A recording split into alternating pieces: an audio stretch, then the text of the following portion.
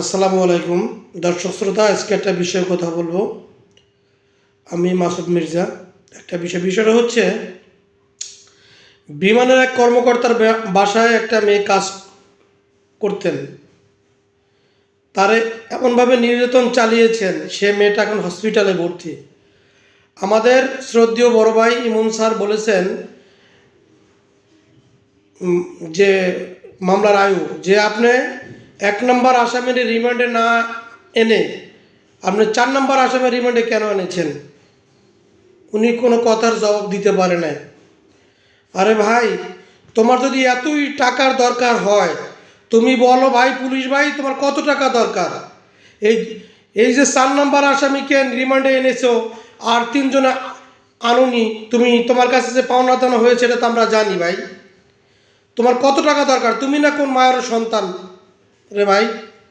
আর একজন অ্যাডভোকেট 5 ওয়াক্ত নামাজ পড়ে দাঁড়িয়ে আছে। আরে ভাই, তুমি কিভাবে মামলাটা নিলা?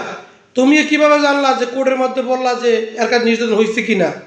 তোমার কি এতই টাকা দরকার? তাহলে তুমি থালা নিয়ে ভিক্ষা করো ভাই। আমরা সাংবাদিক ফরম যা আছি তোমাকে সহযোগিতা করবো, তোমার যদি টাকা না হয়। আর পুলিশ ভাইকে বলছি যে তোমরা যে কাজগুলো করতেছো, তোমার যদি ওই মেয়েটা ভাই হইতো, তোমার যদি মেয়েটার বোন হতো, তোমার যদি মেয়েটা মা হইতো, তুমি কি করতা বলো? তোমার যদি মেয়ে হইতো তুমি কি করতা?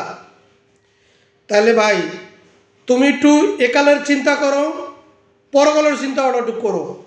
আর অ্যাডভোকেটের উপরে বলি আপনাদেরকে, আপনারা টাকার ক্ষুধা আছে সবার, কিন্তু এরকম ক্ষুধা থাকা ভালো না।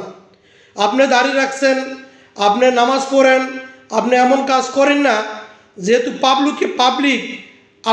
পাবলিকের কোনো কথা আপনার সম্মুখীন হতে হয়।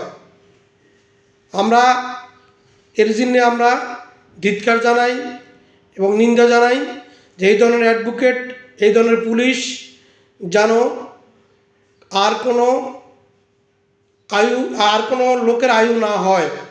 এবং আরেকটা কথা আপনাদেরকে বলি, এই কেসটা, মামলাটা থানায় না দিয়ে অবশ্যই সিআইডিতে বা ডিবিতে দেওয়া হোক।